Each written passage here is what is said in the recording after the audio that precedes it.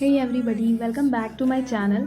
आज मेरा डे 4 है 90 डेज़ चैलेंज फॉर DSSB का। एंड आई होप आप सभी की प्रिपरेशन बढ़िया चल रही होगी।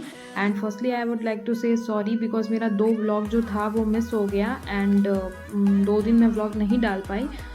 तो रीज़न ये था कि मैं चली गई थी एक्चुअली डेमो के लिए। प्रतीक सर ने बोला था वीडियोस वगैरह बना के लिंक शेयर करने के लिए। एंड मुझे वैसे भी था कि डेमो की प्रिपरेशन प्रैक्टिस पे जब तक वाइट बोर्ड पे नहीं होगी तब तक सही से नहीं होगा। क्वेश्चन प्रैक्टिस के लिए मैं तो सीरीज़ भी चला रही हूँ, क्वेश्चंस जिसमें आपके साथ में डिस्कस करती हूँ, लेकिन उसके बाद भी जो टीचिंग वाला पार्ट है, डेमो वाला पार्ट, वो मुझे करना था।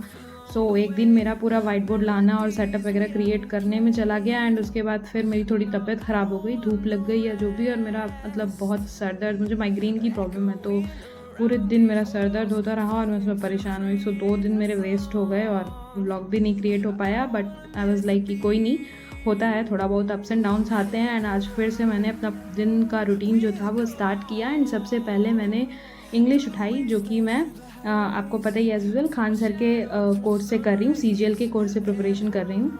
सो नाउन ही चल रहा था उसमें और मेरे पास 2-3 लेक्चर पेंडिंग भी हो गए थे। सो मुझे आज जल्दी जल्दी कंप्लीट करना था उसको।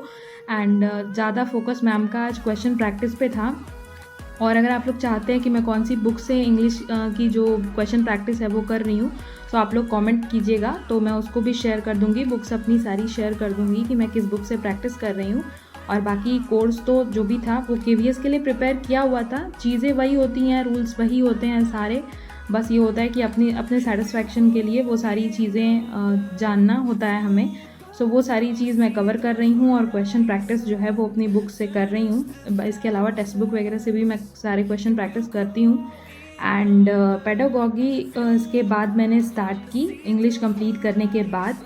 सो आज पेडागॉगी में सर ने जैसे कि मैंने आपके साथ शेयर किया था, रिसर्च मेथड की समरी मैंने आपके साथ में शेयर कर दी थी, राइट। अभी आज सर ने पढ़ाया टाइप्स ऑफ प्ले।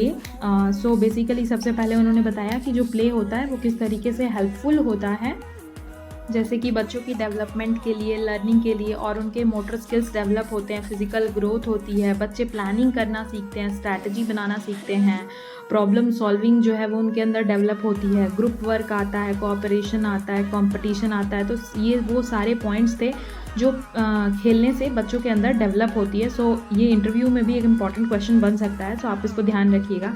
इसके अलावा प्ले में जानते हैं सबसे इम्पॉर्टेंट जो रोल है वो है मिल्ड्रेड पार्टन का, जिन्होंने जो प्ले है उसके 6 टाइप्स बताए हैं, राइट। जैसे कि अनऑक्युपाइड फंक्शनल, एज ग्रुप की बात करूं तो 2 से 6 साल तक के जितने बच्चे होते हैं उनके बेसिस पे इन्होंने क्लासीफाई किया है, मतलब ये टाइप्स दिए हैं, 6 types. Unoccupied functional, and second is independent solitary, जहाँ पे बच्चा अकेले खेलता है, बहुत ज़्यादा उसके अंदर कम्युनिकेशन वगैरह नहीं डेवलप हुई होती है, वो खुद ही अकेले ही खेलता है। उसके बाद third is on looker play, जहाँ पे वो दूसरों को देख करके रूल्स सीखता है गेम के। उसके बाद पैरेलल प्ले होता है, जहाँ बच्चे एक साथ खेलते तो हैं लेकिन एक दूसरे से ज़्यादा बात नहीं करते हैं।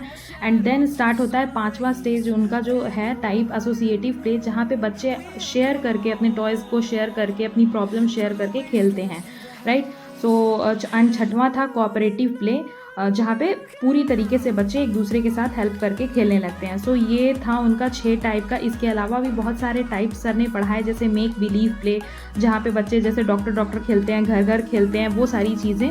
और इसके अलावा और भी 30 टाइप्स ऑफ प्ले होते हैं। सो मेन जो हमें एग्ज़ाम के लिए जो अक्सर क्वेश्चंस पूछे जाते हैं वो है make believe play, competitive play, physical play, constructive play, symbolic play. अगर आप लोग डिटेल में जानना चाहते होंगे तो वो बता दीजिएगा, मैं आपके साथ में अपनी नोट्स शेयर कर दूँगी।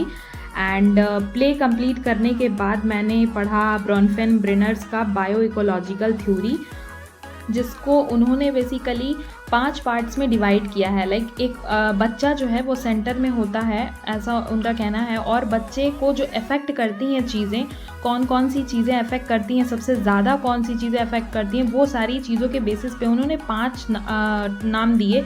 जैसे सबसे पहले माइक्रो सिस्टम हो गया, जिसमें हाउस और स्कूल दोनों आते हैं लेकिन दोनों का अलग अलग इफेक्ट पड़ता है। उसके बाद मीजो सिस्टम हो गया, then exo system, then macro system, and then chrono system. ये 5 तरीके के सिस्टम्स के बारे में बात की। सो आज मेरा पेडागॉजी में ये मैंने कंप्लीट किया। एंड आपको अगर वीडियो अच्छी लगी हो so please do like share and subscribe my channel, इससे मुझे बहुत मोटिवेशन मिलती है। एंड अगर आपके कोई भी क्वेश्चंस हों सो आप मुझे कमेंट करके पूछ सकते हैं। So thank you so much for watching.